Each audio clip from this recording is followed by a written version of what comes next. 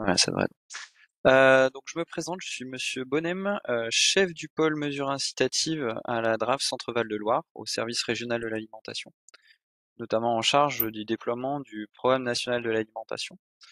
On va faire rapidement un tour des obligations de la loi Egalim en restauration collective, mais voilà, c'est vraiment un survol, hein, on va faire 5 minutes rapides dessus pour rappeler les obligations. Le but étant de laisser un maximum de temps donc à ma collègue Madame Vira qui est chargé de mission ma cantine et également programme les fruits à l'école et qui nous a rejoint il y a 2 mois donc au sein de notre équipe.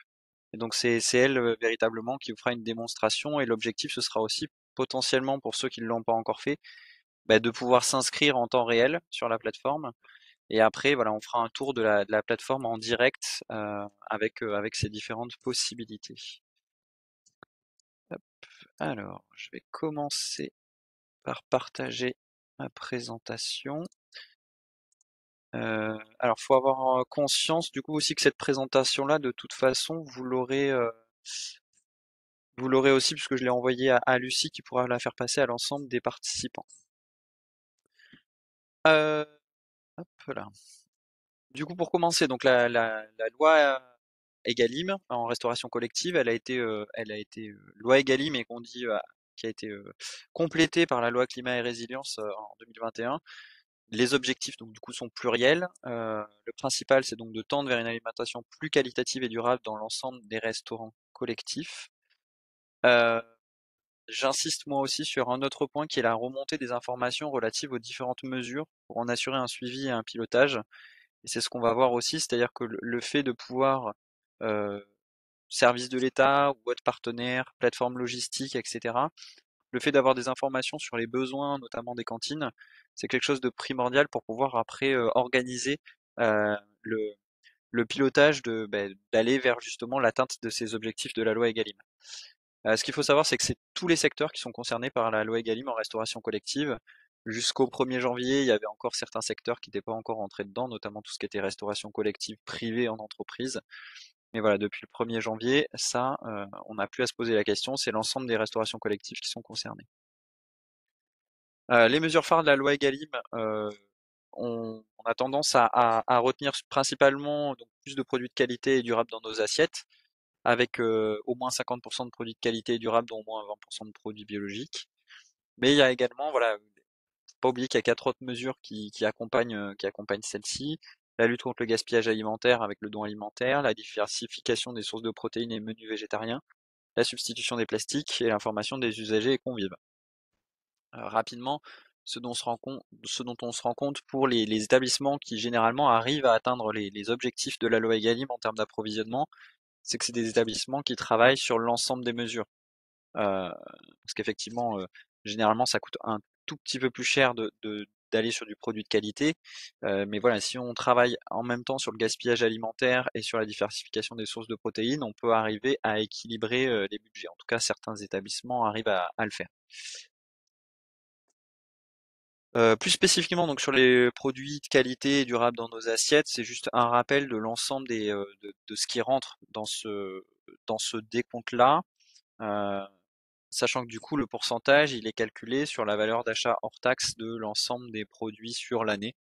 Mais ça, on aura l'occasion de le développer davantage, quand Jade présentera, la plateforme. Donc comme je disais, la loi Egalim, elle a été complétée par la loi Climat et Résilience. Donc à partir du 1er janvier, il y a une mesure supplémentaire qui est arrivée. Donc au moins 60% du total d'achat de la famille des denrées viandes et poissons composés de produits de qualité et durables, sachant que du coup ce taux est fixé à 100% pour la restauration de l'État, ses établissements publics et les entreprises publiques nationales. Ce dont on se rend compte, c'est que de toute façon, sur les établissements qui essayent d'atteindre les objectifs, comme on est sur une valeur d'achat, forcément, dès qu'on fait rentrer ces 2 catégories de produits, enfin viande et poisson dans les produits de qualité, comme c'est des produits qui coûtent généralement plus cher que des fruits ou des légumes, c'est ce qui permet aussi de faire, rapidement grimper le pourcentage. Donc finalement, c'est une mesure, complémentaire à la loi voilà, à l'objectif précédent. Heu, pour rappel, donc l'inscription sur, Ma Cantine et sa télédéclaration est obligatoire, depuis, la publication de l'arrêté du 14 septembre 2022, voilà, qui fixe la plateforme Ma-Cantine comme étant l'outil sur lequel doivent être déclarées ces données une fois par an pour l'année N-1. Donc c'est généralement en début d'année. Normalement, la campagne de télédéclaration, elle a lieu du 1er janvier au 31 mars. Cette année, elle a été prolongée de 15 jours. Mais voilà, du coup, il faut tabler que c'est dans les 3 mois suivant enfin, les 3 premiers mois de l'année qu'il faut télédéclarer pour l'année précédente. Au-delà de l'aspect, on va dire, obligatoire de la chose, pourquoi est-ce qu'il est important de télédéclarer les données dans Ma-Cantine? Donc, à titre individuel, au sein de votre établissement, c'est d'avoir un bilan qui vous permet de mettre en place un plan d'action afin d'atteindre les objectifs de la loi et de suivre l'atteinte de ces objectifs. On est conscient, voilà, que l'ensemble des établissements n'atteignent pas encore ces objectifs-là, mais c'est important que vous sachiez d'où vous partez et de pouvoir un peu suivre votre progression d'année en année sur ces sujets. Sachant qu'en plus, on y reviendra tout à l'heure, mais voilà, la plateforme possède des ressources documentaires ou des outils pour avancer sur les différentes mesures de la loi. Et à titre collectif, comme je vous le disais tout à l'heure, l'important c'est d'avoir des données fiables sur le territoire pour mettre en place des dynamiques et pas avoir une obligation que chaque établissement dans son coin fasse la démarche pour aller vers les producteurs, etc., etc. Mais c'est vraiment de globaliser les démarches pour apporter une réponse des fois qui nécessairement doit être collective. Un petit focus sur les chiffres dans l'Indre-et-Loire. Donc ça, c'est des chiffres qui sont accessibles sur la plateforme Ma Cantine. Euh, donc dans l'Indre-et-Loire, on a 299 établissements qui étaient inscrits sur la plateforme, enfin qui sont inscrits à l'heure actuelle sur la plateforme. Euh, on va dire 230 donc avec un gestionnaire attaché et 69 qui sont considérés comme non actifs, c'est-à-dire l'établissement a été créé mais il n'y a aucun gestionnaire qui est rattaché, donc c'est pas des établissements actifs. Donc on peut considérer voilà qu'il y a réellement 230 établissements qui sont inscrits. Et donc c'est pour ça aussi que ce petit point pour attirer votre attention sur le fait que quand vous créez si vous créez votre établissement ou en tout cas si vous avez accès à en tant que gestionnaire à votre établissement, c'est important de privilégier une adresse générale principale parce qu'on a déjà eu le cas sur plusieurs établissements où la personne qui a créé le compte, voilà, il a créé le compte avec son adresse personnelle ou nominative s'il fait partie d'une structure et voilà, le fait qu'il parte à la retraite ou ailleurs, des fois on perd les codes de connexion, etc. Et c'est compliqué après de pouvoir récupérer le compte. Donc vous avez aussi la possibilité en tant que gestionnaire de nommer des co-gestionnaires. Donc voilà, assurez-vous de pas perdre ce fil et de toujours avoir le contrôle sur votre établissement.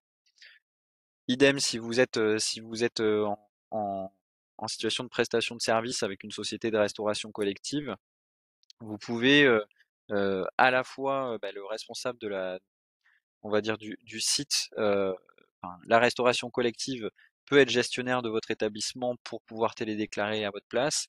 Mais ce qu'on vous conseille, c'est de vous mettre co-gestionnaire pour justement, voilà, si jamais le marché change ou si vous changez de prestataire, de pouvoir toujours avoir la possibilité bah, d'intégrer de nouveaux gestionnaires. Euh, sur ces 230 établissements donc actifs, on en a 90 qui ont effectué une télédéclaration en 2023. Donc ça représente à peu près 39% des établissements actifs. Et sur l'ensemble de ces établissements, il y en a 135 qui ont un profil public. Alors, profil public, ça signifie que si vous le recherchez sur la plateforme Ma Cantine en tant qu'utilisateur, vous allez pouvoir tomber dessus. Et vous allez aussi pouvoir, si le restaurant a télédéclaré ses données, vous allez pouvoir voir, ben voilà, à combien il est sur les différents types d'approvisionnement. Enfin, vous allez pouvoir avoir des renseignements jusqu'au restaurant en tant que convive. Ce qu'on vous invite à faire au maximum, c'est effectivement de pouvoir rendre au maximum public vos profils afin que justement nous on puisse avoir la photographie la plus nette possible. Là, vous avez une répartition un peu du type d'établissements qui se sont inscrits dans les différents secteurs. Comme je le disais tout à l'heure, bah voilà, on a très peu d'entreprises parce que pour le moment, c'était pas obligatoire pour eux. C'est rentré en vigueur à partir du 1er janvier. Euh, Comme je vous disais tout à l'heure, on a d'autres mesures qui sont venues compléter on va dire les approvisionnements de qualité. Et vous avez aussi la possibilité, bah, voilà, de communiquer auprès de vos convives pour dire que vous avancez aussi sur les autres mesures de la loi, comme la lutte contre le gaspillage, l'interdiction des plastiques, la diversification des menus et l'information des convives.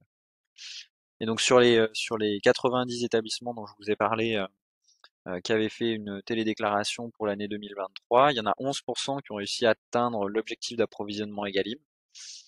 Et sinon, si on prend l'ensemble des établissements qui ont télédéclaré sur votre département, on est à peu près à 9% de bio en moyen, sachant qu'il y a une pondération qui est mise en place pour tenir compte de la taille de l'établissement. Et 16% de produits durables et qualité hors bio, donc c'est à mettre en relation avec plutôt une atteinte de 30% du coup. Donc on voit qu'on est à peu près sur les établissements qui ont télédéclaré, il y en a voilà, 11 qui y arrivent et après en moyenne on est à peu près à la moitié du chemin. Maintenant, ma cantine, qu'est-ce que c'est spécifiquement? Donc c'est un outil numérique qui a été développé par le ministère de l'Agriculture, de la Souveraineté Alimentaire et la Direction interministérielle du numérique. Ce qu'il faut savoir, c'est que c'est une start-up d'État qui a été montée. L'objectif initial, c'était effectivement de fournir de la documentation et accompagner la restauration collective vers l'atteinte des objectifs. Et petit à petit, la plateforme, elle s'est transformée pour accueillir des données et pouvoir être un endroit où voilà, les gestionnaires pouvaient déclarer leurs données. Pourquoi c'est aussi important d'avoir en tête enfin, pourquoi le modèle startup d'État est important? C'est parce qu'on n'est pas sur un gros outil, un gros paquebot. C'est quelque chose qui est tenu par une dizaine de personnes. Et du coup, ils sont très à l'écoute des retours utilisateurs euh, sur la plateforme. Pour ceux qui se sont connectés il y a 2 ans, vous vous rendrez compte que la plateforme, elle a beaucoup évolué en 2 ans parce que justement, elle tient compte du retour de tous les utilisateurs. Donc, si jamais vous avez certaines fonctionnalités qui pour vous pourraient manquer, ou voilà, des choses que vous trouvez qui sont pas forcément bien et qui pourraient être mieux, faut pas hésiter à faire remonter vos idées aux personnes qui gèrent la plateforme. euh, et du coup, les changements peuvent aller relativement vite pour intégrer ces transformations-là. Euh, sur les différents points sur les objectifs de la plateforme, voilà, je pense que c'est à peu près tout ce dont vous avez besoin comme information. Maintenant, on va passer à la partie démonstration avec l'utilisation de ma cantine. Euh, je vous ai remis les contacts, donc de toute façon, Lucie vous enverra le PowerPoint, les deux contacts à la draft. Je pense que vous aurez aussi dans le mail le contact de Lucie. Donc, si vous avez la moindre question, faudra pas hésiter à revenir vers nous. Hop, je sais pas si vous avez des questions à l'issue de cette première présentation rapide de ma cantine. Oui, allez-y. Donc ça, c'est la Roche-Clermault. C'est Monsieur Field. Oui, avec Sylvie Largeau, qui est responsable de la cantine, qui est adjointe et responsable de la cantine. C'est pour ça qu'on est deux. Merci pour D'accord. ces premières planches. Une question, moi je ne peux pas remonter. 200, vous avez dit 299 inscrites. Juste Oui, pour un ordre d'idée, il y aurait potentiellement ou il y aura à terme combien d'inscriptions sur le site? pour votre département. Ouais, J'ai plus le chiffre en tête, mais je pense qu'on doit être à peu près à un tiers. d'accord. Ok, merci. C'est la main. C'est de cet ordre d'idée-là, à peu près. Est-ce que ça appelle d'autres questions? Je ne vois pas de main levée, il n'y a pas de questions dans le chat. Est-ce que c'est OK pour tout le monde? Ça semble bon. Bon, bah, on déroule. Bah, du coup, je vais laisser la main du coup à Jade pour continuer sur la plateforme. Et donc, on va commencer par une première séquence sur l'inscription en tant que telle sur la plateforme.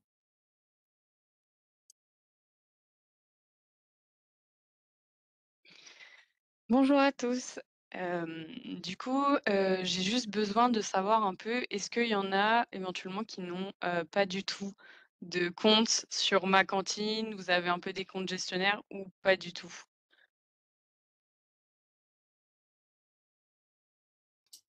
Moi, non.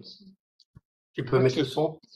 Oui, moi je l'ai pas, Thierry de Guingamp, Seuilly, maire de Seuilly. On n'est pas encore inscrit parce que j'attendais un petit peu votre démonstration pour Ok. voir un petit peu le temps qui a passé parce que peut-être que dans la majorité, ou enfin disons dans bon nombre de petites cantines, le cuistot, le cuisinier, chef cuisinier est aussi éventuellement gestionnaire, mais il a peut-être pas la compétence ni le temps de pouvoir remplir plein de fichiers. Donc je voulais un petit peu écouter votre démonstration pour pouvoir savoir comment calibrer après, je dirais, cette inscription à ma cantine que je sais qui est obligatoire, que je sais qu'on doit plus ou moins, on est obligé de le faire, et que dans les subventions de la cantine à 1 euro, si on le fait pas, je dirais c'est un peu subordonné, je dirais à l'obtention, je dirais de la cantine à 1 euro. Donc, je suis quand même très intéressé parce qu'effectivement, c'est important, c'est intéressant. Mais ce que j'espère, je l'avais déjà dit moi il y a 1 an au préfet, c'est qu'on veut pas une usine à gaz, hein, clairement. Il faut que ce soit quelque chose qui soit, je dirais, facilement accessible, que ça prenne pas la tête au cuisinier ou à la secrétaire de mairie qui aura à le remplir, parce qu'effectivement, je veux dire, voilà, c'est du temps passé. C'est pas toujours du personnel qui est compétent dans la gestion informatique. Donc voilà, c'est pour ça que je suis très intéressé pour le savoir. Et en plus, je suis vice-président de l'environnement, je dirais pour la collectivité de commune de Chinon. Donc je voilà, je redonnerai la bonne parole à mes collègues. Voilà. D'accord, pas de souci. Vous inquiétez pas, je vais faire la présentation, mais c'était un peu pour savoir, s'il y avait déjà des comptes de créer, pas du tout, et cetera. Et oui, en effet, pour avoir, l'aide supplémentaire de, 1 € en plus, pour, par rapport à la cantine à 1 €, en effet, il faut s'inscrire sur, la plateforme de ma cantine pour avoir une subvention supplémentaire. Mais, vous inquiétez pas, je vais vous montrer, vous allez voir, la plateforme, elle est plutôt simple au niveau de l'utilisation. Et après, votre chef de cantine qui éventuellement gérera cette partie-là peut le faire aussi en plusieurs temps.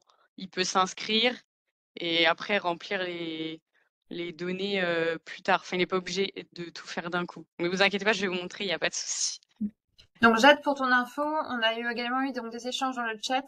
Donc on a la commune de Chédény, la commune de Huim aussi, et la commune, alors qui ne sont pas inscrites non plus. Donc ça nous fait à peu près 3 communes présentes non inscrites sur ma cantine. Et on a la commune de Chambourg-sur-Indre qui est inscrite mais pas déclarée. Ok, et bien parfait.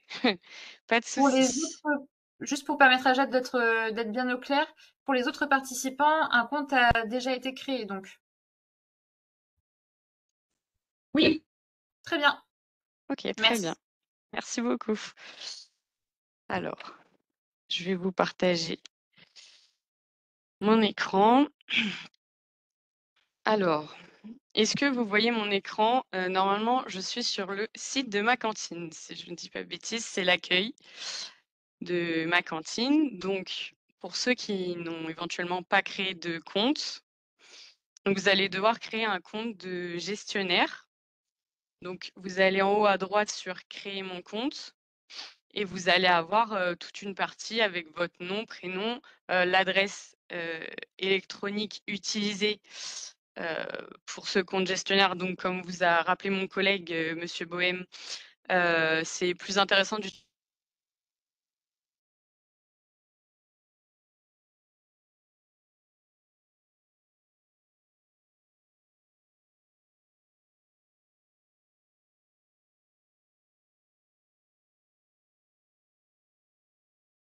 Donc, si je vous ramène sur un compte gestionnaire qui est complété, du coup, ça vous donne les noms, prénoms, l'adresse, etc.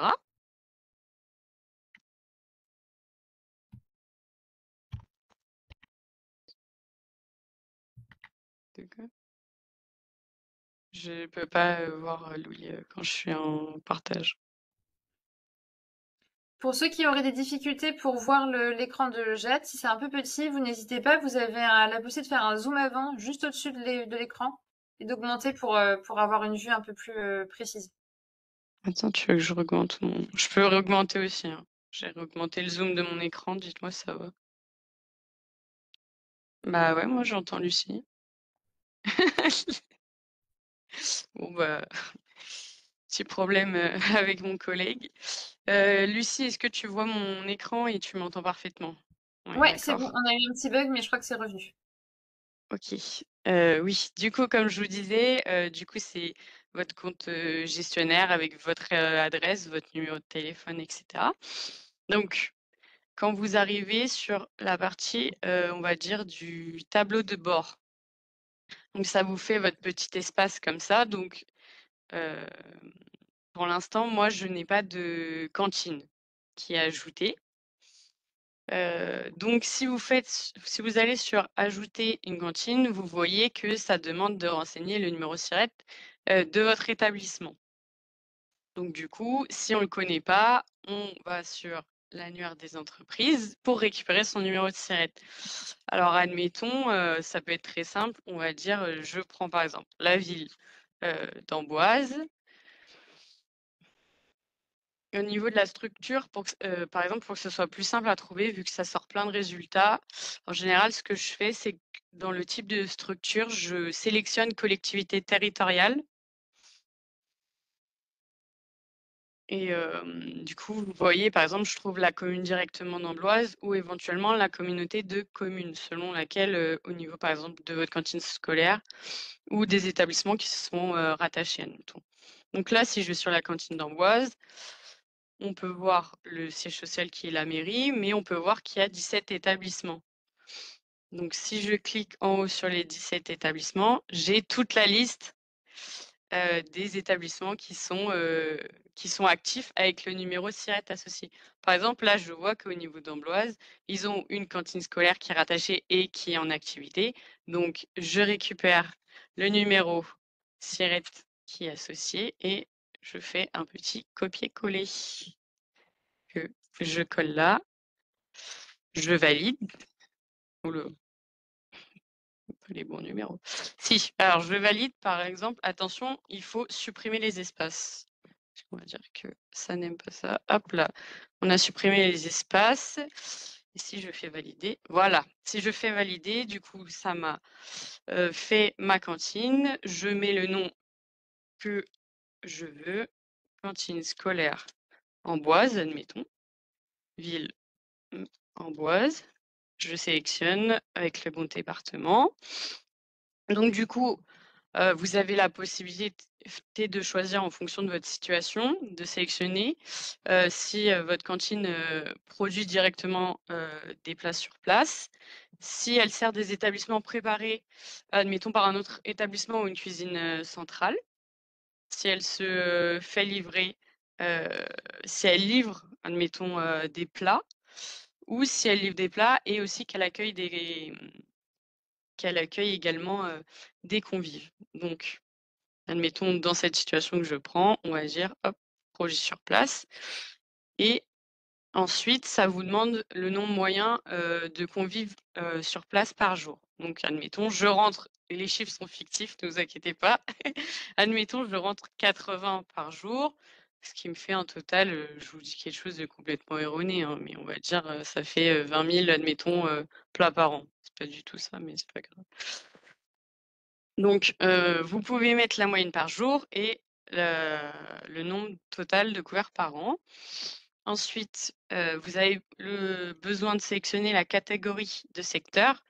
Donc, en fonction de si ça fait partie de l'administration, de l'enseignement, loisirs, santé, sociaux et médico-social ou autres.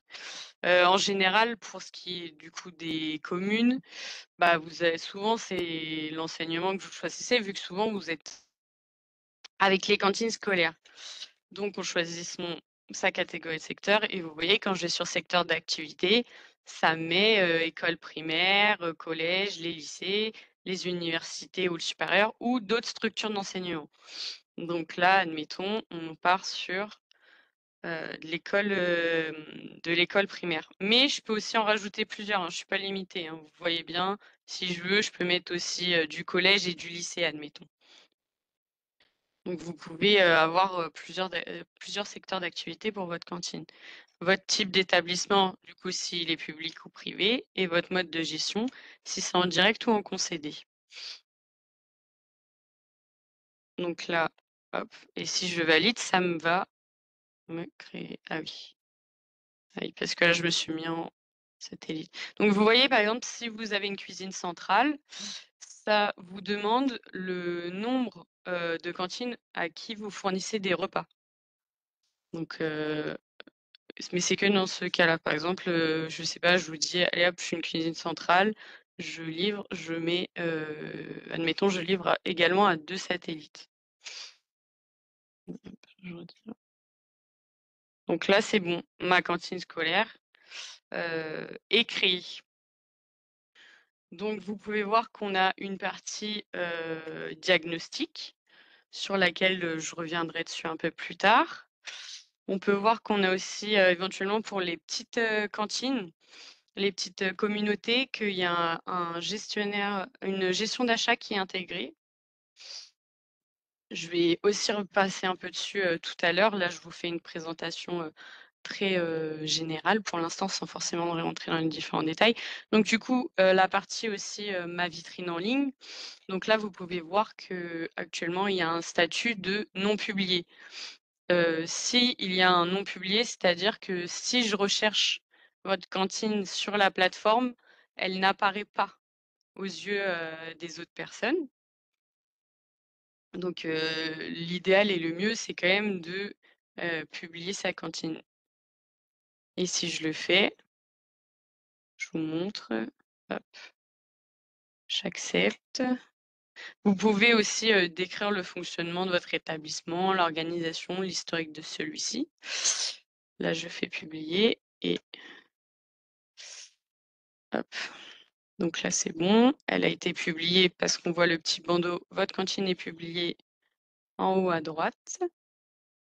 Ici, je reviens. Et oui, du coup, ça veut dire que si elle est publiée, elle apparaît sur cette partie-là de nos cantines publiées. Hop. Donc, hop, si je reviens dessus, vous voyez ma vitrine en ligne, vous voyez que mon petit statut a changé, que je suis apparue en publié. Et vous avez aussi une indication du nombre de personnes qui peuvent également voir votre vitrine au cours de l'année. Donc, vous voyez, là actuellement, je suis sur la cantine d'Amboise et il y a une petite partie qui s'appelle mon équipe. Donc c'est là où je vous disais tout à l'heure, si vous créez une adresse mail, vous créez un compte gestionnaire par rapport à une adresse mail générique, c'est à ce moment-là où vous pouvez ajouter d'autres gestionnaires, des personnes plus précises qui peuvent éventuellement avoir aussi la main sur la cantine. Donc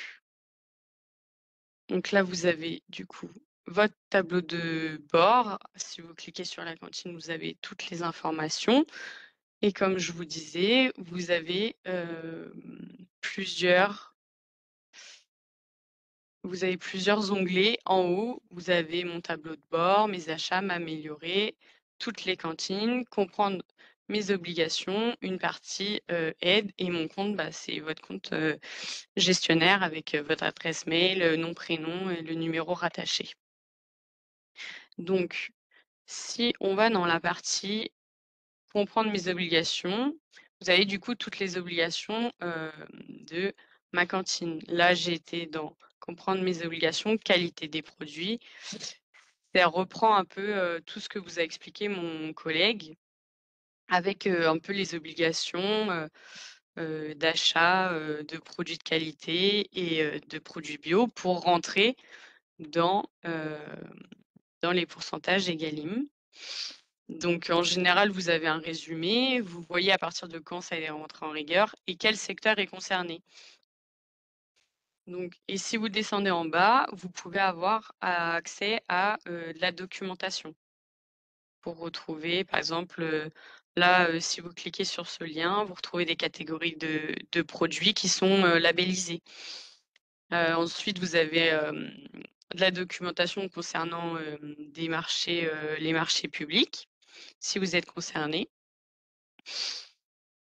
Et vous voyez, là, c'est la lutte du gaspillage alimentaire. Pareil, à la fin, vous avez toujours des petites documentations ou des documents qui peuvent vous aider à mettre en place justement ces obligations, un peu plus facilement.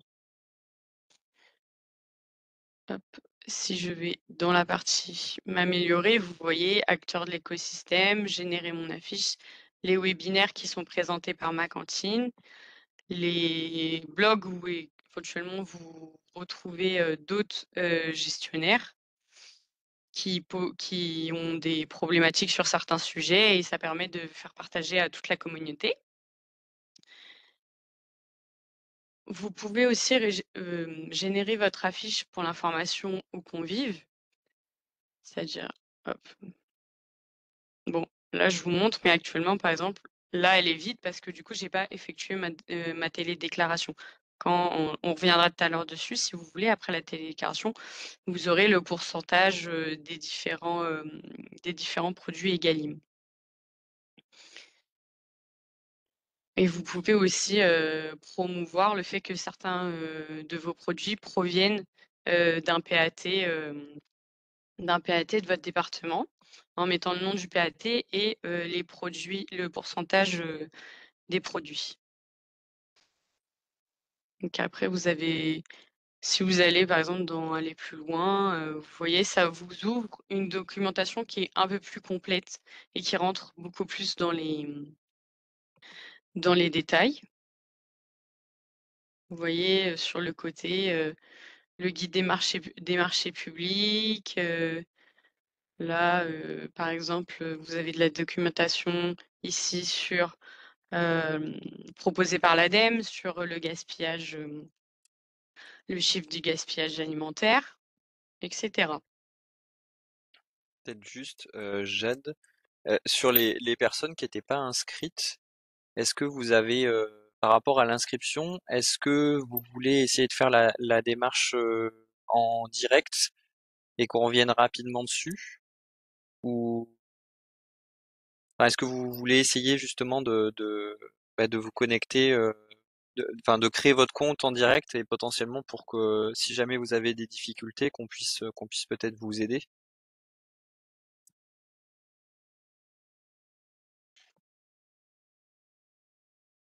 Non. Moi, personnellement, non. Je préfère écouter, et puis on va essayer de le faire tranquillou, et puis si Ok. effectivement ça va pas, on viendra vous voir. On va pas prendre le temps des uns et des autres pour. Enfin, moi, personnellement, hein, je pense que je suis plus Après, dans l'attente de savoir comment marchent les télédéclarations, toutes ces choses-là. Maintenant, pas de effectivement, souci. ça paraît pas excessivement compliqué Non, pour non, rentrer c'est pour dedans. ça que, enfin voilà. Si jamais après, de toute façon, vous avez besoin d'aide à l'issue de la présentation, voilà, la présentation est de toute façon sera enregistrée, mais voilà, si vous vous trouvez en difficulté sur l'inscription, faudra pas hésiter à nous recontacter. Du coup, de ce que je comprends, ce qui D'accord. vous intéresse, c'est plutôt toute la partie qui est en train de présenter Madame Vira. Oui, tout à Donc je vais fait. la laisser continuer. Alors, du coup, je reprends. Du coup, je vous ai montré toute la partie, on va dire, documentation pour vous aiguiller un petit peu. Et du coup, d'après ce que j'ai compris, c'est la partie des déclarations qui vous intéresse. Du coup, si vous avez créé votre cantine, alors, si vous avez créé votre cantine, est-ce que je la vois? Hop, vous voyez cette partie-là, dans ma progression, il y a marqué données à compléter. Et donc, on va aller cliquer dessus, faire le bilan. Et vous voyez, du coup, ça reprend les différents volets concernés par la loi Egalim. Hop. Et vous voyez, à droite, il y a une petite partie où il y a écrit télédéclaration, données à compléter. Pour télédéclarer, veuillez remplir mes données d'approvisionnement. Si je clique sur ça, du coup, ça m'emmène sur la partie de télédéclaration. Donc là, je complète, admettons, je dis, hop, je complète, je dis 20 000 € d'achat alimentaire hors taxe pour du coup l'année N-1. Donc si là vous l'avez pas fait lors de la campagne 2024, c'est pour les achats, là celle qui a eu lieu en cours qui s'est fermée hier, c'était pour les achats 2023. Donc c'est-à-dire que pour la prochaine campagne, ça sera les achats que là vous faites en 2024. Donc du coup, j'ai rempli, je fais sauvegarder et continuer, et là ça va me demander de choisir le mode de saisie. Alors soit on part sur une télédéclaration simplifiée, c'est-à-dire que ça concerne du coup les gros volets, c'est-à-dire les achats bio et les achats durables et de qualité. Si vous rentrez dans la partie télédéclaration saisie détaillée, c'est beaucoup plus détaillé, c'est-à-dire que ça va vous demander par label. On va dire les parties bio, label rouge, etc. AOC, AOP. Donc, pour l'instant, en l'état actuel des choses, la télédéclaration simplifiée sera encore valable pendant 2 années, donc jusqu'en 2026. Donc, admettons, je fais une télédéclaration simplifiée. Hop. Peut-être juste pour rebondir, Jade, juste pour vous expliquer aussi, enfin l'intérêt. Pourquoi aussi on a une télédéclaration, on va dire plus poussée. C'est justement dans le cadre on va dire de l'information des convives. Vous pouvez faire ressortir un plus grand nombre d'informations avec la télédéclaration, on va dire non simplifiée, notamment faire ressortir tout ce qui va être approvisionnement en local, etc. Et vous allez pouvoir aller beaucoup plus loin si vous avez le souhait notamment d'informer les convives de ce que vous servez, s'il y a un effort substantiel du restaurant qui est fait pour justement se fournir, autant le faire savoir aux convives et faire de la publicité dessus. Donc c'est pour ça aussi qu'il y a cette possibilité de déclarer de deux façons pour le moment. Oui, du coup, Monsieur Bohème a raison. Du coup, là, je vous montre la version simplifiée. Du coup, là, vous voyez que ça demande la valeur totale de mes achats bio. Admettons, je marque, hop, 3 000 € et en dessous, ça me demande la valeur de mes achats d'ICICO, donc considérés comme durables et de qualité. Donc ça comprend tous les logos que vous voyez sur la droite, c'est-à-dire label rouge, AOC, AOP, IGP et spécialité traditionnelle garantie.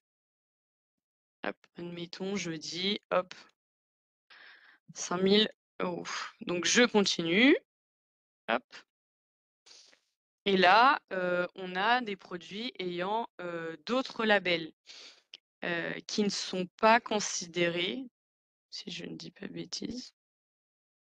Si, ceux-là, ils sont considérés. Ces autres types d'achats Egalim, donc qui rentrent dans les produits de qualité.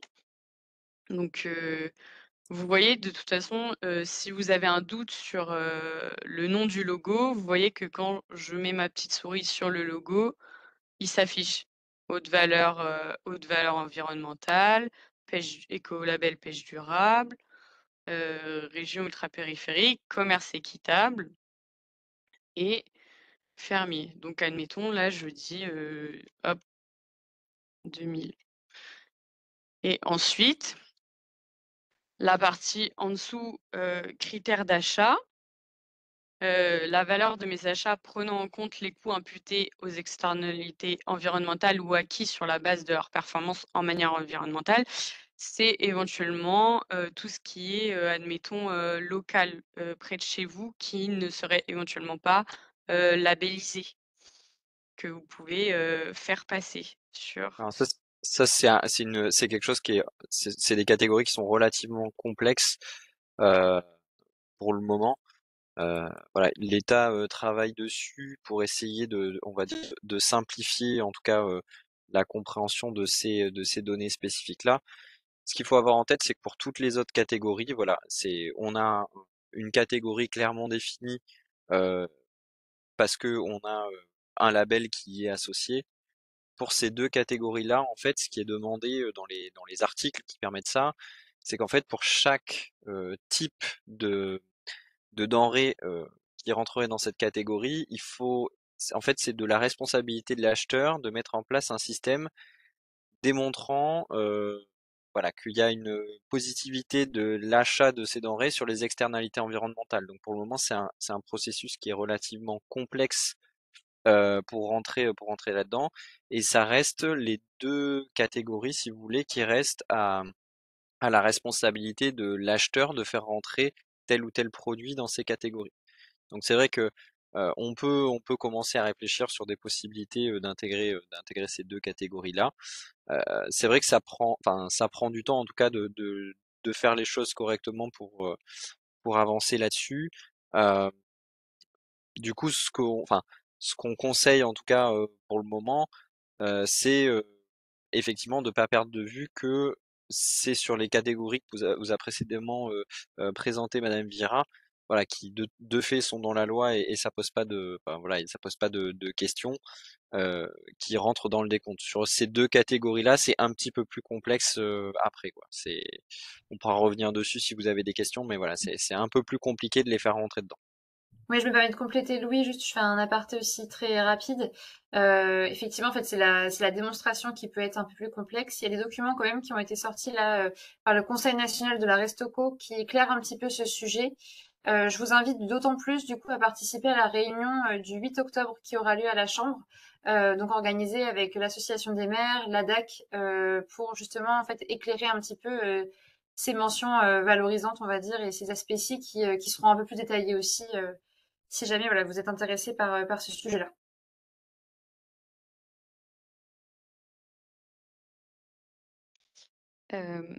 Du coup, je continue.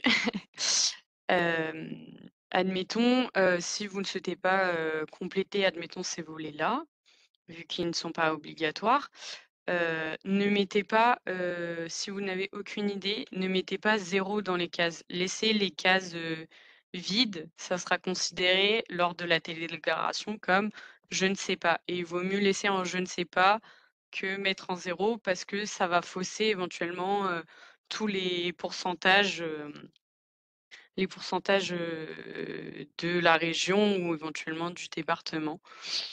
Donc là, si on fait sauvegarder et continuer, hop. Là, pareil, ça demande, le total, des achats en viande ou en volaille fraîche ou surgelée, et vous voyez, il y a écrit «optionnel», donc en soi, vous n'êtes pas obligé de répondre, mais c'est quand même mieux, surtout que, en plus, ce zoom sur la famille, des viandes et volailles, pardon, hem, ainsi que les produits de la mer et l'aquaculture, vont rentrer, en obligation de télédéclaration à partir de la prochaine campagne, donc la campagne 2025, donc sur les achats de cette année. Donc hop, admettons je dis 1000. Et là, si je sais, admettons le total de mes achats Egalim, donc comme je vous disais, ceux qui sont labellisés, qualité par des logos de qualité et durable, et éventuellement je peux marquer mes achats, en provenance de France. Donc là, hop, je dis, admettons 300 €. Hop. Pareil, même principe pour les poissons, les produits de la mer et l'aquaculture. Hop, je dis 1000 € et là je dis, hop, 500 admettons. Et là, hop, je peux faire voir la synthèse, et quand je mets voir la synthèse, vous voyez que ça me calcule les taux, du coup, les taux de mes achats qui rentrent dans les taux Egalim. Donc là, par rapport aux données que j'ai rentrées, ça me calcule, 15 de produits bio, contre l'objectif pour l'instant de 20, et en produits durables et de qualité, 35. Donc au total, des produits qui rentrent dans Egalim, je suis à 50. Donc en théorie, je suis, bien à l'objectif, et vous voyez à côté, on a un détail de, par exemple, de mes pourcentages. Donc vous voyez, là, j'ai aucun pourcentage parce que j'ai laissé vide cette case. Et après, j'ai 30 et 50. Et vous voyez, si je vais dans données détaillées, j'ai le rappel de toutes les données que j'ai rentrées. Et vous voyez, là, j'ai marqué je ne sais pas. Donc c'est pour ça que du coup, ce pourcentage de viande et volaille Egalim n'est pas calculé. Donc hop, si je passe à l'onglet suivant, hop, vous voyez que là, mon bilan, sur la petite colonne à droite de télédéclaration, il y a écrit bilan à télédéclarer. Donc si j'appuie sur hop, télédéclarer, vous pouvez voir que du coup, ça reprend toutes les données relatives à l'établissement, donc le nom de la cantine, numéro SIRET, la ville, le mode de gestion, le type d'établissement, les nombres de couverts par jour et par an, les secteurs d'activité. Ça reprend aussi tous les chiffres que vous avez rentrés pour la télédéclaration. Et là, vous voyez, autres données, là, pour l'instant, vous voyez écrit non renseigné, aucune, non renseigné, etc. Donc, hop, si je fais, hop, je reviens. Si je le fais annuler, ça garde toujours les données que vous avez entrées. Mais du coup, toutes les données où il y avait écrit non renseigné, ça concerne tout ce qui est gaspillage, les autres voies Egalim, donc gaspillage, protéines, etc. Donc, admettons, je vais sur commencer la lutte contre le gaspillage alimentaire. Et en fait, ça vous demande, là, dans le cas du gaspillage, là, si vous avez réalisé un diagnostic sur les causes probables. Donc, admettons, hop, je dis oui. Est-ce que j'ai mis en place un plan d'action adapté au diagnostic? Hop, par exemple, je peux dire oui. Et ainsi de suite, ça va vous demander hop, de compléter différents volets. Hop, est-ce que j'ai réalisé des mesures? Admettons, hop là, je vous dis hop, 5 kilos sur hop, 10 jours. Et ça vous permet aussi de mettre d'autres, le reste de pain, le reste dans les plateaux, ce qui est dû à la production, donc ce qui a été non servi, ou le reste de vos plats, de vos entrées, plats, desserts. Hop. Là, ça demande des actions éventuellement qui ont été réalisées à la suite des mesures. Hop. Vous n'êtes pas obligé de répondre. Hop. Admettons, si je fais hop, voir la synthèse, ça me marque la synthèse de ce que j'ai fait ou de ce que je n'ai pas fait. Si je fais passer à l'onglet suivant, ça va me mettre l'autre mesure du coup sur les protéines végétales. Hop, si je retourne dans télédéclarer, vous voyez bien que la partie là que je viens de remplir sur le gaspillage, vous voyez que là ça me met oui, oui, et ça me met les quantités là que je viens de remplir. Donc vous pouvez faire la même chose pour les autres volets. Mais nous, l'essentiel dans la télédéclaration pour l'instant, à l'heure actuelle, c'est vraiment vos données d'achat. Pour l'instant, cette partie diagnostic n'est pas obligatoire. C'est mieux de la remplir si vous pouvez la remplir. Mais pour l'instant, on se concentre sur... Parce que je peux comprendre que ça prend du temps, je peux comprendre que ça prend du temps à vos chefs de cuisine ou éventuellement vos gestionnaires de remplir cette partie. Donc, nous, au minimum, on aimerait bien avoir les données d'achat. Donc, vous voyez, là, ça vous fait un petit récapitulatif de toutes les données qui ont été renseignées. Donc, en bas, il y a une petite case « Je déclare sur l'honneur la véracité de mes informations ». Hop, on coche et on clique sur la petite case « Télédéclarer ces données ».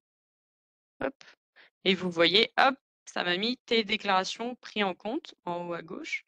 Et si je retourne dans la petite colonne de télédéclaration, vous pouvez voir que ça m'a mis « Bilan télédéclaré ». Je peux télécharger le justificatif. Et si vous avez fait, admettons, vous vous rendez compte quelques jours plus tard que vous avez fait, admettons, une erreur sur votre télédéclaration, mais que la date butoir de la télédéclaration n'est pas arrivée, vous pouvez annuler la télédéclaration pour la recommencer et mettre vos chiffres corrects. Donc, je vous montre, hop. Et comme je vous disais tout à l'heure, vous pouvez générer une affiche pour mettre dans vos cantines scolaires. Et là, si je mets, vu que j'ai rempli ma télédéclaration, hop, vous pouvez voir là dans la petite affiche qui est générée que ça me met mes pourcentages de produits bio ou de produits durables et de qualité que éventuellement je peux mettre et afficher aux convives. Hop, donc là, je reviens sur mon tableau de bord. Je reclique sur ma cantine. Et vous voyez, hop, moi, là, dans ma progression, ça me marque bilan télédéclaré, ça me met mes pourcentages. Et du coup, il y a aussi éventuellement pour les cantines des petites communes, une petite partie qui est à intégrer de gestion d'achat. Si vous voulez, au lieu d'avoir des tableurs, les tableurs Excel, etc. Donc là, je peux aller dans compléter mes achats.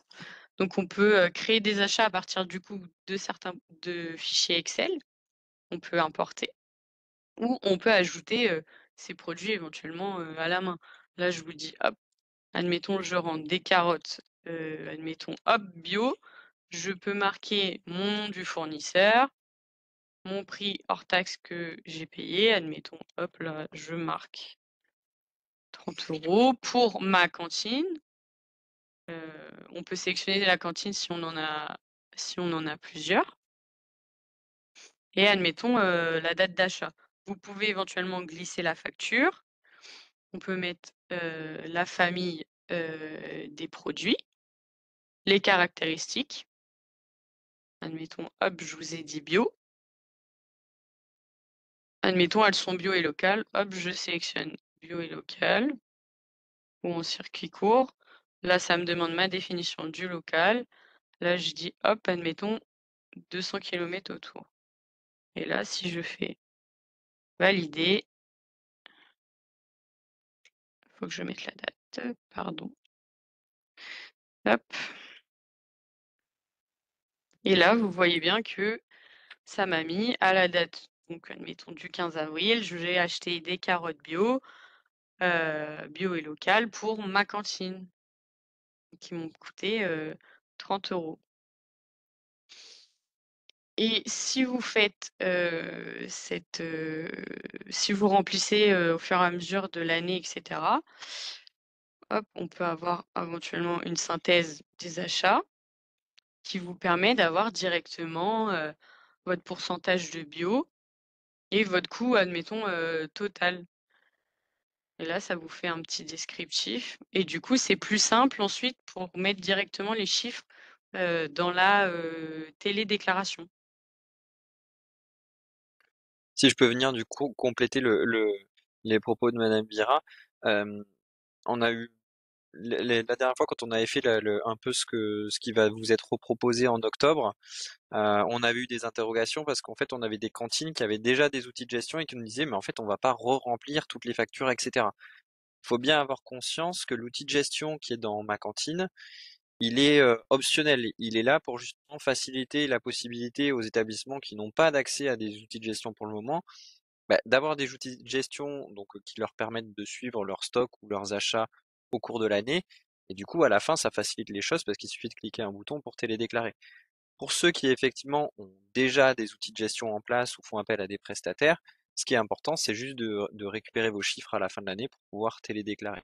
Mais l'outil de gestion que Madame Vira est en train de vous présenter n'est absolument pas obligatoire. C'est quelque chose qui est laissé à la possibilité pour faciliter la vie aux établissements qui n'ont pas d'outils de gestion à l'heure actuelle.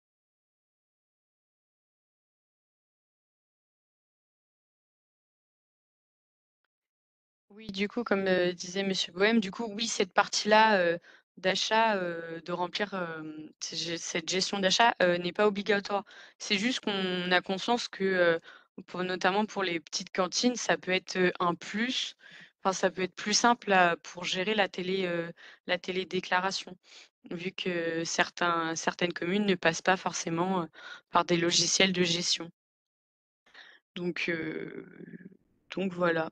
Donc après là, je vous ai fait en général, je vous ai fait le tour des choses.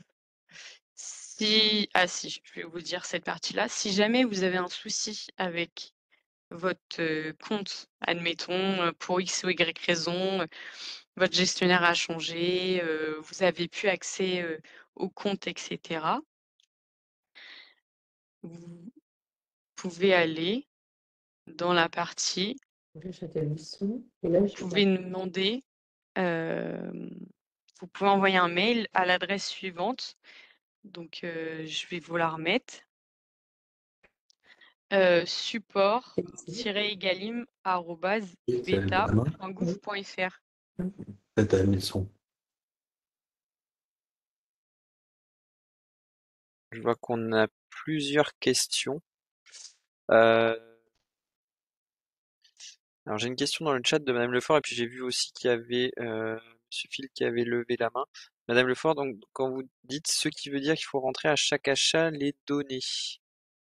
Euh, Dans l'outil de gestion, est-ce que vous pouvez juste préciser votre question pour être sûr que je vous réponde pas à côté? Je sais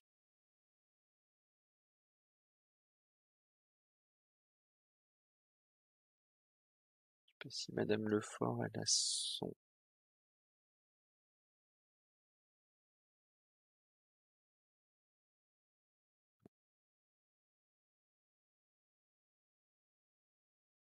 Sinon, je vais prendre la question.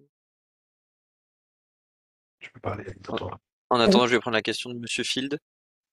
Oui, je vais me poser comme question, si on n'adhère pas à ma cantine, qu'est-ce qu'il en découle derrière par rapport à nous, petites communes? C'est-à-dire, Je ne fais pas la télédéclaration. pour le moment, c'est obligatoire, mais il n'y a pas de sanction. D'accord. Sinon, Il n'y après, a pas ce de sera... contrôle. Il y a pas de Pour le contrôle. moment, pour le moment, je peux pas vous dire. Je peux juste vous dire que normalement, l'inscription, elle est obligatoire. Ce D'accord. que, ce que je, enfin, ce que je veux dire par là, c'est que il y a quand même un intérêt. Je reviens sur la présentation que j'ai pu faire au tout début. On a conscience que c'est compliqué pour les petites cantines d'atteindre les objectifs. Mais si jamais on n'a pas, enfin, c'est le cas pour nous, services de l'État, mais c'est le cas aussi pour, par exemple, euh, la Chambre d'agriculture qui porte le projet alimentaire départemental. Si on veut arriver à créer des dynamiques de groupe et d'identifier des difficultés, il faut qu'on soit en capacité de voir les endroits où voilà, on patine un peu pour arriver à augmenter dans les pourcentages d'atteinte des objectifs Egalim. Et donc du coup, il y a une vraie, enfin, je pense que c'est pour le moment, il y a un vrai avantage à jouer le jeu et de dire bah voilà, pour le moment, on en est là. Parce que justement, si jamais nous après on veut organiser les réponses, parce que on a bien conscience que c'est compliqué pour un agriculteur d'aller vers chacune des petites cantines, comme c'est compliqué pour une cantine d'aller vers différents fournisseurs derrière. Et donc l'objectif, c'est d'avoir la photographie la plus exacte possible pour après créer des synergies, parce que trouver, identifier les producteurs ou les fournisseurs, c'est bien. Après, il peut y avoir aussi toutes des problématiques logistiques qui sont à mettre en place. Et ça, du coup, tout l'ensemble des PAT travaille dessus. Donc, euh, on a vraiment besoin de cette photographie la plus exacte possible. Mais Sur je vais juste l'aspect, compléter. Je vais oui, juste compléter ce que dit ma collègue Sylvie.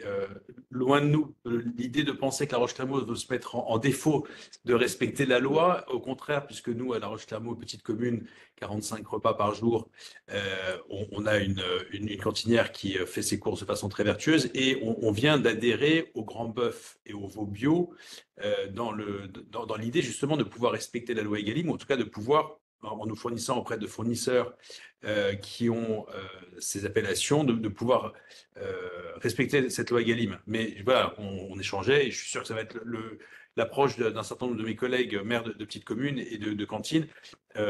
C'est à nouveau quelque chose qui va incomber aux communes, aux secrétaires de mairie, aux cantinières, voire même aux élus, de remplir ça. Voilà, je fais juste le commentaire aujourd'hui, on découvre, c'est très intéressant.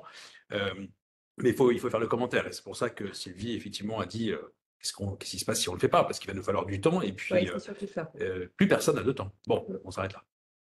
ce qu'il faut avoir en tête, je comprends tout à fait le discours parce que c'est pas la première fois aussi qu'on l'entend parce que vous n'êtes pas les seuls dans ce cas-là. Ce qu'il faut avoir en tête, c'est qu'effectivement, alors l'outil de gestion qui effectivement pourrait prendre le plus de temps à remplir, c'est une solution pour des communes qui, jusqu'à présent, géraient les achats de manière différente. Et ça peut être du coup une aide aussi pour la personne qui gère les achats au niveau de la commune de savoir un peu où est-ce qu'on en est au niveau des stocks et de faire un point sur les différents types d'achats. Là, ce que vous a montré Madame Bira, il faut aussi avoir en tête que là, du coup, on saisit un peu tout, mais qu'on peut après, voilà, si jamais on connaît les différents fournisseurs, on peut petit à petit après créer des implémentations automatiques. C'est-à-dire que si les carottes, vous les achetez toujours au même endroit ou vos fruits et légumes, vous pouvez créer des lignes directement et après, il suffit juste de rajouter la petite, juste la quantité qui a été livrée. Mais après, rien ne vous empêche, parce que j'imagine quand même que vous suivez l'ensemble des achats qui sont faits, qui sont faits pour la cantine scolaire. Si vous avez le suivi, vous, si vous avez en tête ces grands chiffres comme Madame Bira a pu les présenter au moment de la télédéclaration simplifiée, si vous avez les grands chiffres d'achat sur l'année et que vous avez en tête en vous disant, voilà, j'ai séparé le bio, les produits de label, je me suis fait grosso modo 4 ou 5 catégories sur mes grands achats et j'ai juste besoin de ces chiffres-là pour faire ma télédéclaration, on demande que ça en fait. Oui, ça, j'ai bien compris qu'on pouvait simplifier. Ok, ouais. Je Mais partage après, aussi un peu l'avis de mon collègue, hein, Jérôme Film. Effectivement, je dirais, on a la volonté de faire du bio. On sait nos budgets, ça, il n'y a aucun souci. Et effectivement, c'est l'implémentation par le cantinier de toutes ces données. Et c'est vrai que ça peut être relativement lourd. Mais quelque part, effectivement, quand je vois la télédéclaration, elle n'est pas si compliquée que ça. Mais ça veut dire qu'en amont, il a fallu quand même qu'on ait classifié tous les produits qu'on a. Alors, il va falloir voir comment on s'organise, mais c'est vrai que c'est quand même, qu'on le veuille ou non, du boulot, hein. Et je veux dire, alors, c'est pas 5 minutes. après, tout dépend aussi. Enfin, ça, c'est un travail qui a mené. C'est un travail de réflexion aussi avec l'ensemble de vos fournisseurs, puisque pour certaines cantines qui sont, alors, pour les prestataires à la limite c'est un peu plus simple parce que du coup c'est lui qui gère tout, donc normalement les chiffres il peut vous les donner sans trop de soucis. Quand vous êtes en gestion propre, euh, il faut voir aussi parce que des fois vos fournisseurs ils sont pas, enfin comment dire, vous allez pas vous fournir vers plein de producteurs différents, ou alors si c'est le cas, c'est pour des productions très spécifiques.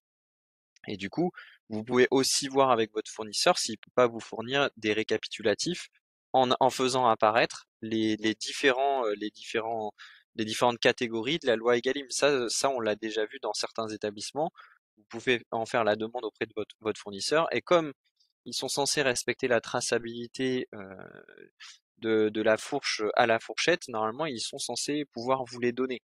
Donc sur ces données-là, en fonction de la façon dont vous êtes organisé, on peut trouver des solutions pour retrouver rapidement ces chiffres-là. Dans certaines cantines, par exemple, ça a été demandé, enfin nous on avait le témoignage d'un maire d'une petite commune qui se fournissait auprès de 3 ou 4 fournisseurs. Bah, il avait demandé à ses fournisseurs de lui faire un récapitulatif de ses denrées achetées tous les mois ou tous les 2 mois, en faisant apparaître les différentes catégories bio, euh, produits sous label, etc., etc. Ce qui fait que à la fin de lui, ça lui permettait quand même d'avoir au fil de la saison et tous les mois un peu s'assurer que finalement en termes d'approvisionnement il était relativement bon et après il avait assommé ces 12 mois différents pour arriver aux 5 ou 6 chiffres qui sont demandés pour la télédéclaration simplifiée.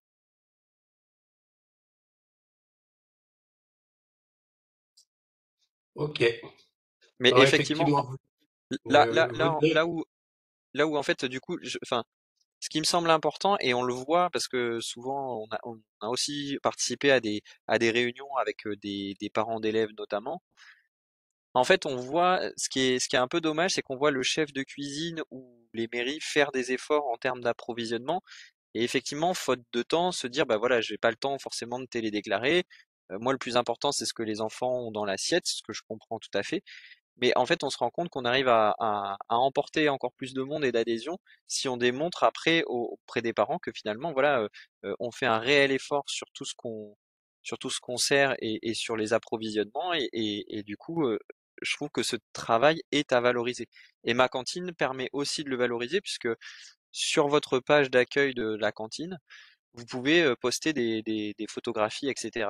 Et par exemple, il y a des chefs de cuisine, si je prends des exemples dans le Loiret, puisque c'est ça que j'ai en tête, qui, voilà, quand ils ont des pommes du verger qui est juste à côté, bah, ils prennent en photo les étiquettes pour le montrer, ou alors s'ils font des actions spécifiques de sensibilisation des produits de saison auprès des convives et des enfants, ils prennent des photographies ce jour-là et ils les postent dessus. Et comme en fait en tant que convive, on peut avoir accès à la fiche de tous les établissements si vous les avez rendus publics, ça peut être aussi une vitrine et une motivation pour les chefs cuisiniers de montrer en fait tout le travail qu'ils font au quotidien et de valorisation réellement de leur métier.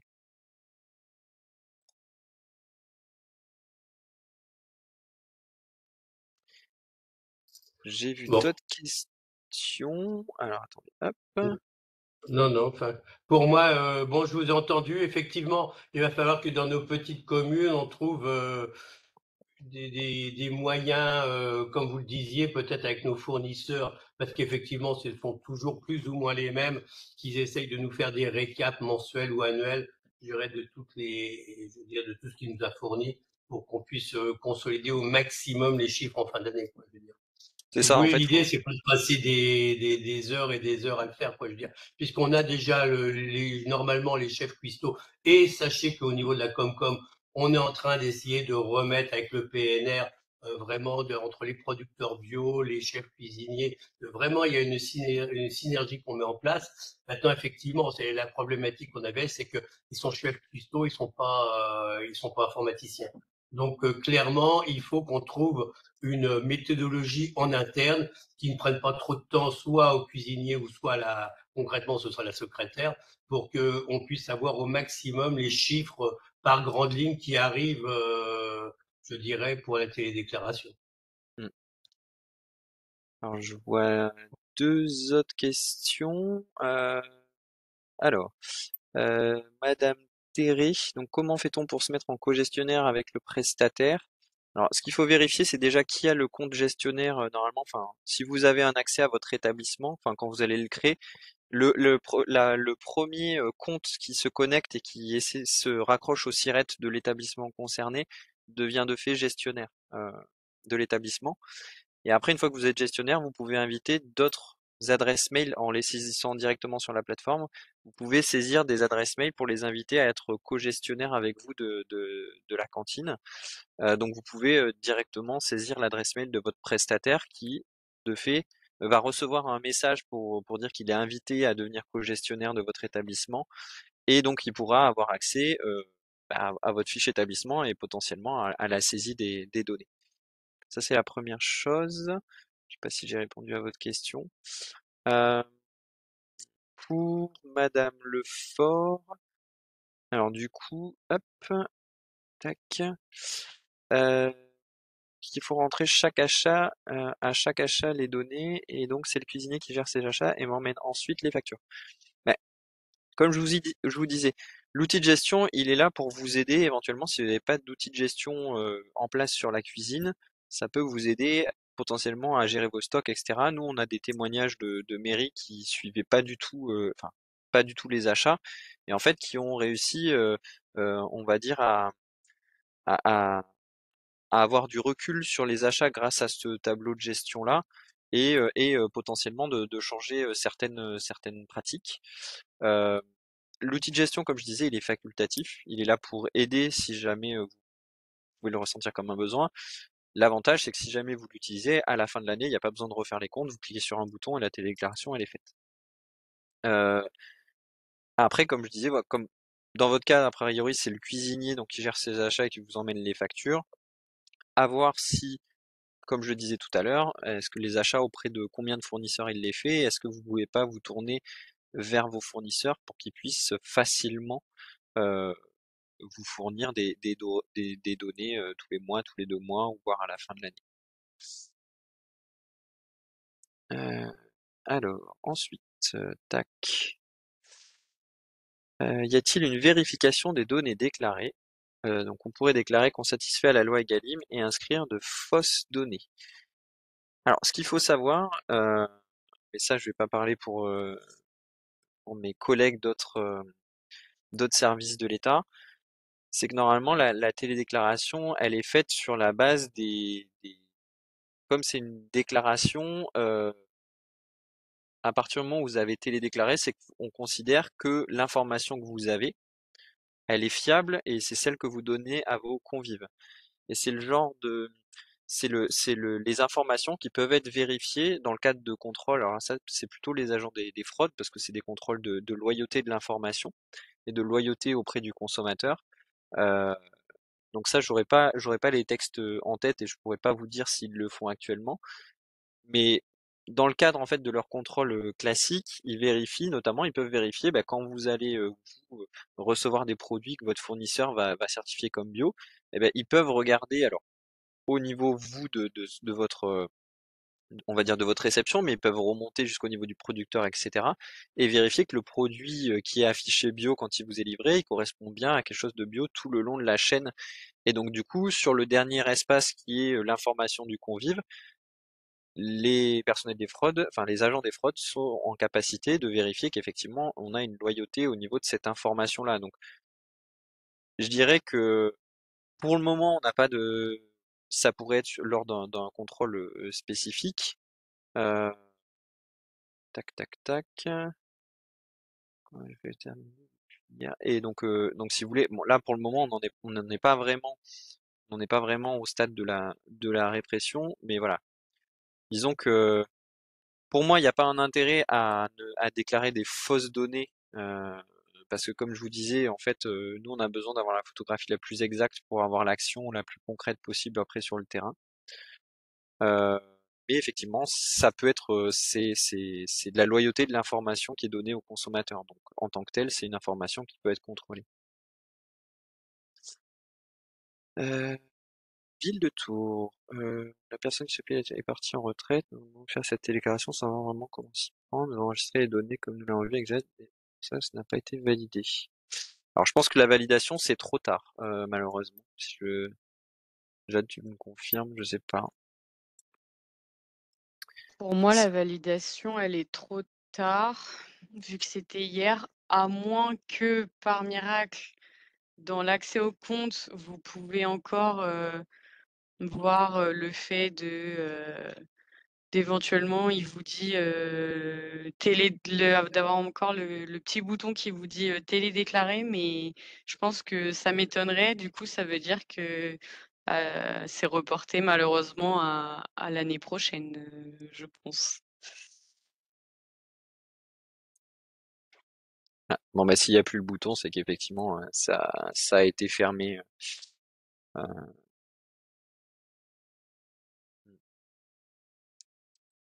Après, effectivement, comme on disait, bon, là on n'est pas sur un principe de répression, on est encore sur de l'incitation l'incitation très forte à s'inscrire. euh, on va dire que c'est pas très problématique. Ce qui est important quand même, c'est que si jamais vous n'avez pas eu la possibilité de télédéclarer, c'est peut-être quand même de faire ressortir l'information et potentiellement communiquer auprès de vos usagers sur les chiffres que vous avez réussi à vous obtenir sur l'année 2023 pour les informer de ce qui a été servi l'année 2023 dans l'ensemble des cantines de votre ville.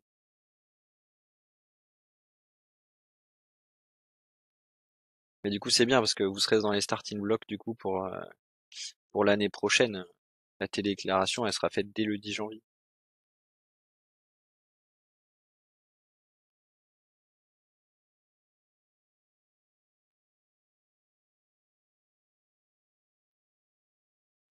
Je sais pas s'il y a d'autres questions. Je vois pas d'autres mains levées. Jade, je sais pas si tu avais fini de présenter et de faire le tour. Dans l'ensemble, oui, j'ai fini Mm. de faire le tour. Après, n'oubliez pas que pour l'instant, il y a obligation de s'inscrire, mais comme a dit Monsieur Bohème, qu'il n'y a pas de répression, de réelle sanction. Mais plus, entre guillemets, vous arriverez à mettre cette télédéclaration en place, plus quand ce sera obligatoire et éventuellement, si jamais il y a des sanctions à l'avenir, vous seriez épargné par les sanctions, vu que ça fera déjà plusieurs années que vous serez amené à le faire et que vous serez rodé ou etc. Et surtout, n'oubliez pas que si vous avez des difficultés par rapport à ça, de du coup nous les faire remonter parce que moi je peux éventuellement venir, si besoin en fonction de la problématique, venir vous aider à mettre en place aussi, l'inscription ou même essayer de trouver une solution pour que ça soit moins compliqué de récupérer les données à compléter ou aider éventuellement votre gestionnaire ou votre secrétaire ou votre cantinier pour lui montrer que c'est pas un raz-de-marée non plus ou une très grande masse de travail qui peut arriver sur lui en plus du travail qu'il a à faire actuellement. De toute façon, dans le mail de récap, donc du coup que je vous enverrai à la suite là, du webinaire, vous aurez la présentation et je réindiquerai également les coordonnées du coup de Louis Bonnem et de Jadvira, hein. Vous aurez les coordonnées au cas où pour pouvoir recontacter. Et ben, Pour rebondir peut-être sur les différents propos qu'on a eu des maires, ce qu'il faut, on a conscience en fait pour l'atteinte des objectifs Egalim, soit on fait appel à on va dire un prestataire ou soit et effectivement pour l'atteinte des objectifs c'est si on veut atteindre du produit de qualité c'est une augmentation du prix parce qu'en fait la prestation augmente. Soit effectivement comme vous le disiez il faut avoir la capacité de donner du temps à ces cuisiniers, à ces gestionnaires pour soit pour se former, on parlait tout à l'heure de diversification des sources de protéines, voilà, de se former à de nouveaux types de cuisine, ce qui peut aussi voilà permettre de rééquilibrer les comptes pour acheter derrière à côté de la viande de meilleure qualité et locale, comme c'est le cas justement, vous avez la chance d'avoir la filière grand bœuf sur votre territoire. Euh, Toute la recherche justement sur des fournisseurs plus locaux et de qualité, ça prend du temps.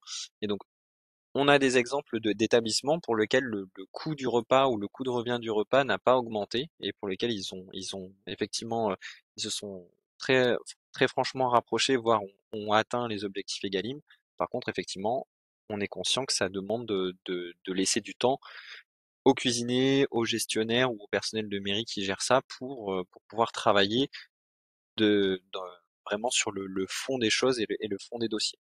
Pour ceux qui sont en prestation de service, si vous avez des difficultés, si vous rencontrez des difficultés avec vos prestataires, parce que généralement il n'y a pas des centaines de milliers de sociétés de restauration collective, n'hésitez surtout pas à nous faire remonter vos difficultés. Voilà, si par exemple votre prestataire refuse de vous donner les données pour l'année en cours ou l'année précédente pour que vous puissiez télédéclarer. Voilà, c'est quand même une obligation qu'il a vis-à-vis de vous. Donc, si vous avez des difficultés, n'hésitez pas non plus à nous les faire remonter en ce sens-là, ou à les faire remonter à Lucie qui nous les fera remonter d'un bloc en suivant.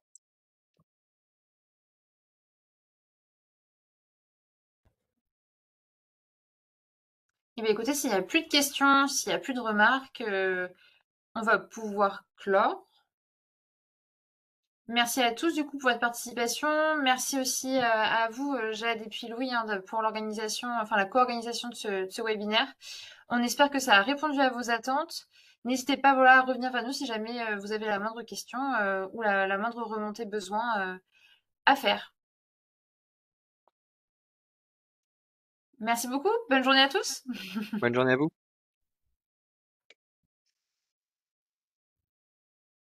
Au revoir, merci.